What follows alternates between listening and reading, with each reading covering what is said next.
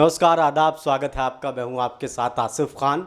उत्तर प्रदेश के मुजफ्फरनगर में जो किसानों की महापंचायत हुई, उसको देखकर सरकार के कान खड़े हो गए। सरकार अब डरने लगी, अगर किसान इसी तरह से नाराज़ रहे तो 2022 के विधानसभा चुनाव में उत्तर प्रदेश समेत कई राज्यों में बड़ा नुकसान हो सकता है। और इसके साथ जब 2024 में लोकसभा का चुनाव होगा तो भी खामियाजा बीजेपी को भुगतना पड़ सकता है। बीजेपी इस पर नज़र बनाए हुए थी। केंद्र और राज्य की सरकार उत्तर प्रदेश की देख रही थी कि महापंचायत में क्या कुछ हो सकता है, लेकिन तस्वीर बिल्कुल महापंचायत ने बदल कर रख दी।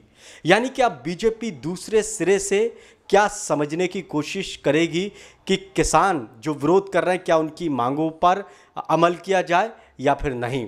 क्योंकि इतने बड़ी तादाद में लाखों लोग वहाँ पर पहुँच गए और वो किसानों को, किसान आंदोलन को समर्थन कर रहे हैं और कह रहे हैं कि अगर बीजेपी ने उनकी मांगे नहीं मानी तो फिर वो बहुत बड़ा घेराव बीजेपी का करने जा रहे हैं चुनाव के जरिए।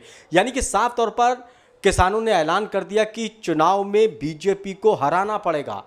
यानी कि जिस चीज़ से किसान बच रहे थे वो ऐलान कर दिया, सीधे तौर पर बीजेपी का नाम ले रहे हैं कि जब विधानसभा और लोकसभा चुनाव होगा तो बीजेपी को हराना पड़ेगा। एक यही विकल्प है, वोट की चोट, ये नारा दिया है।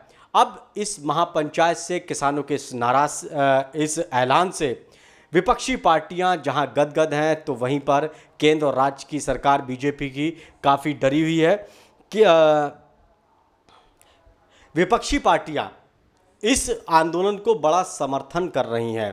अखिलेश यादव कह रहे हैं कि जन समर्थन का ये सैलाब बता रहा है कि उत्तर प्रदेश में ऐतिहासिक बदलाव आ रहा है। इस बार 2022 के चुनाव में शिक्षक, समाज, किसान, गरीब, मजदूर, व्यापारी, कारोबारी, रेहड़ी पटरी वाले, महिला, युवा व आम जनता सब मिलकर सपा की सरकार बनाने का संकल्प ले चुके हैं। समाजवादी पार्टी के नेता ये बात कह रहे हैं अखिलेश यादव। यानी कि विपक्षी पार्टियां इस जन सैलाब को अपनी तरफ मोड़ने की कोशिश कर रही हैं। अखिलेश यादव ने रिझाने की कोशिश करी।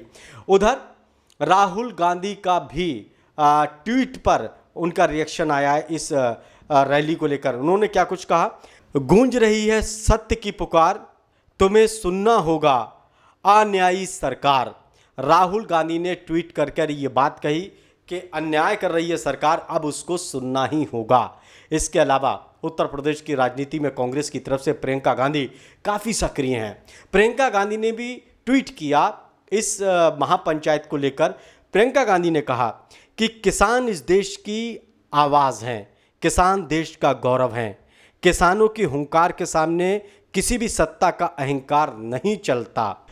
खेती किसानी को बचाने और अपनी मेहनत का हक मांगने की लड़ाई में पूरा देश किसानों के साथ है। प्रियंका गांधी ये बात कह रही हैं। यानी कि विपक्षी पार्टियां समर्थन इसको दे रही हैं किसान आंदोलन को, तो ऐसे में किसानों को और भी ज़्यादा बल मिलता है। अब देखना यह है कि इस महापंचायत के बाद से क्या बीजेपी नए सिरे से सोचेगी, क्या केंद्र सरकार फिर से इनको बातचीत के लिए बुलाती है और क्या कोई निर्णय निकल पाता है, या फिर चुनाव में वोट की चोट जो किसान कह रहे हैं, क्या ये रास्ता किसान अख्तियार करेंगे, ये आने वाला वक्त बताएगा। नमस्कार।